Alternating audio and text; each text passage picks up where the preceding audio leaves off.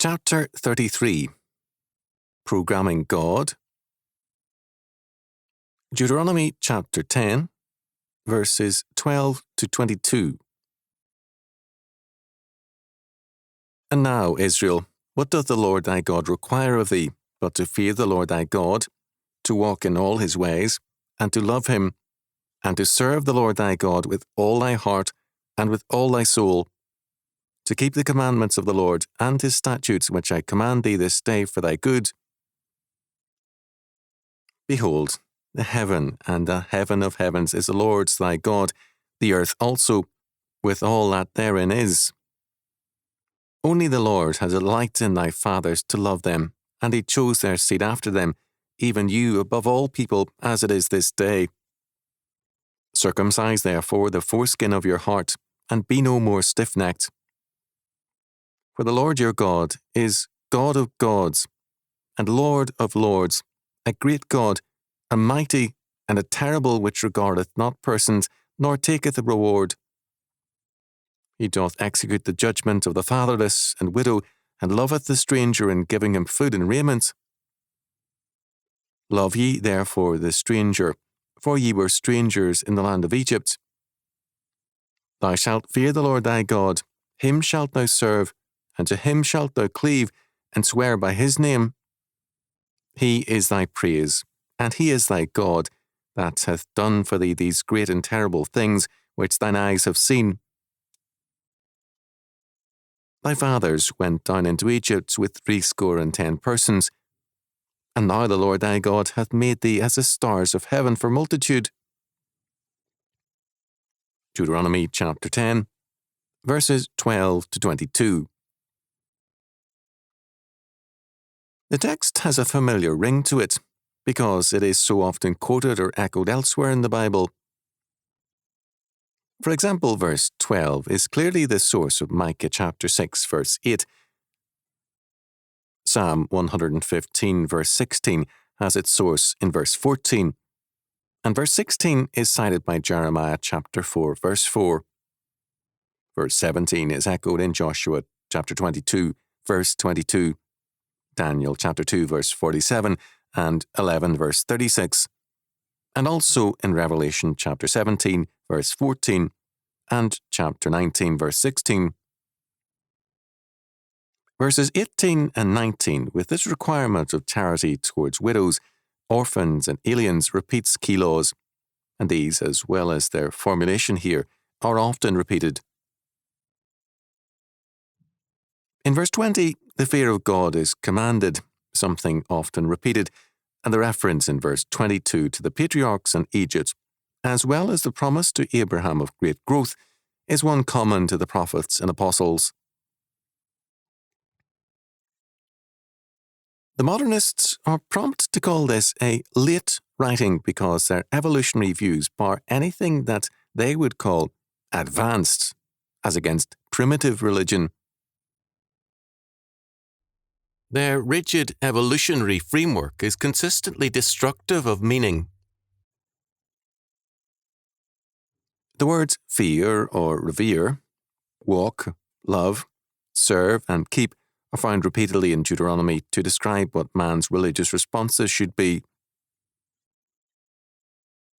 What Moses tells Israel is that God's law word does not call for a debate nor discussion, but obedient action. In verse 16, an uncircumcised heart means an unregenerate heart, one governed by the fall of man rather than by God's grace.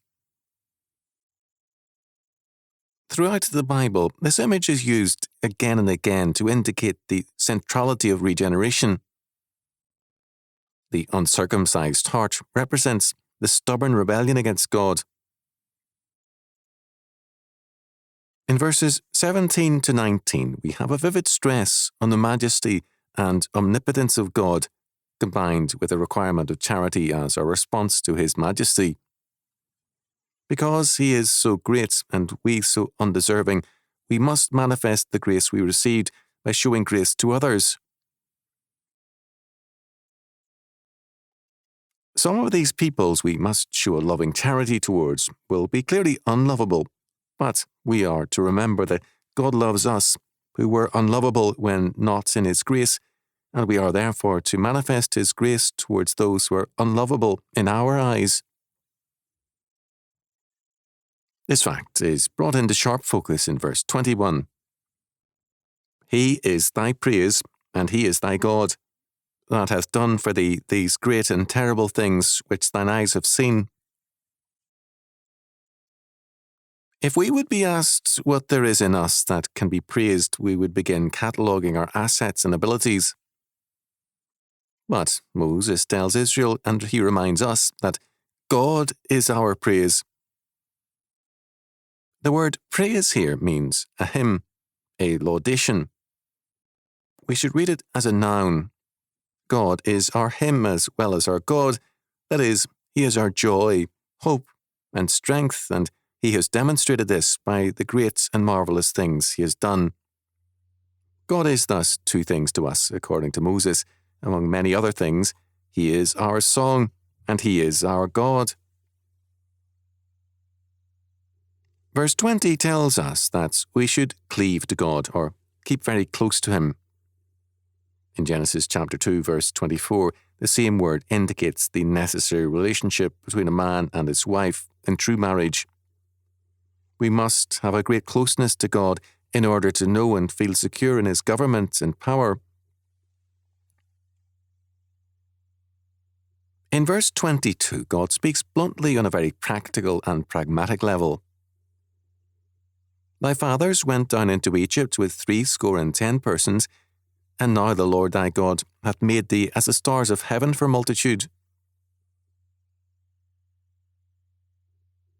We forget that until recently, in all the world and in much of it still, and perhaps again soon for most, survival has meant children and land. The very early marriages, for example, of the medieval nobility, often at puberty, were for intensely practical reasons. The nobility were the military class, and their death rate was high, and their life expectancy not long. Early marriages marked this class because there had to be a continuity of government to maintain power. God tells Israel, to whom He is about to give the land of Canaan, that He has already given them a remarkable fertility. With the land and the fertility, they will have the essentials of survival and power from a humanistic perspective. They are to remember, however, that both fertility and land are God's gifts to them. Moses had already told them, Beware that thou forget not the Lord thy God, in not keeping His commandments and His judgments and His statutes, which I command thee this day. And thou say in thine heart, My power and the might of mine hands hath gotten me this wealth. But thou shalt remember the Lord thy God, for it is He that giveth thee power to get wealth, that He may establish the covenant which He sware unto thy fathers, as it is this day. Deuteronomy chapter 8, verse 11, verses 17 and 18. God is not only their hymn of praise and strength, He is also their sustainer and the one who gives them power to get wealth. Fertility and the land are alike God's gifts, and it is God whom they must always remember with thanksgiving and praise. This is why this passage begins in verse 12 with the form of the great commandment of Deuteronomy chapter 6, verse 5. And thou shalt love the Lord thy God with all thine heart, and with all thy soul, and with all thy might. This is, of course, cited by our Lord, Matthew chapter 22, verse 37, Mark chapter 12, verse 30, Luke chapter 10, verse 27. The subject of this particular passage especially, but also of all Deuteronomy, is allegiance. This is why Deuteronomy is so fitting a book for our time, and also why it is a very much resented book. God makes it clear that He requires of a covenant people a total allegiance to Himself. Loyalty to God means loyalty to His covenant law. Any lesser loyalties that minimize or impinge upon a people's loyalty to the God of the covenant are thereby evil, because they warp both man and society. Israel's loyalty became in time loyalty to itself, and Caiaphas, the high priest, could say, "It is expedient for us that one man should die for the people, and that the whole nation perish not." John chapter 11, verse 50. A like judgment has been pronounced by the U.S. Supreme Court, Congress, and the Presidency, so that national allegiances all over the world and here have superseded allegiance to the triune God. This is why the warnings of Deuteronomy are so urgent. Beware and remember. In the words of Charles Simeon, there is to be no limit to our obedience, no line beyond which we will not go if God calls us. No commandment is to be considered as grievous, nor is anything to be regarded as a hard saying. We are to walk in all God's ways, obeying every commandment, without partiality and without hypocrisy. We are to do His will on earth, even as it is done in heaven. Of the angels, we are told that they do God's will, hearkening to the voice of His word. They look for the very first intimation of His will and fly to execute it with all their might. They never for a moment consider what bearing the command may have on their own personal concerns. They find all their happiness in fulfilling the divine will. And this should be the state of our minds also. It should be our meat and our drink to do the will of Him that sent us. And if suffering be the recompense allotted us, we should rejoice that we are counted worthy to suffer for His sake. Even life itself should not be dear to us in comparison to His honour, and we should be ready to lay it down at any time and in any way that the sacrifice may be demanded of us. In verse 17, we have a remarkable description of God as a great God, a mighty and a terrible, which regardeth not persons nor taketh reward. Our age is too hypocritical to understand these words readily. God says that He is so mighty and so terrible for men to accept readily because He has no respect for persons and status and cannot be bribed. Men want powers over them that can be influenced, manipulated, or bribed. For God to say that He is above and beyond these things leaves men uneasy and uncomfortable. They want only superior powers that can be used, manipulated, or placated, and God takes no bribes of any kind. This verse is essentially related to predestination. It tells us that men want a God they can program and predestinate, whereas God declares that He creates and governs man.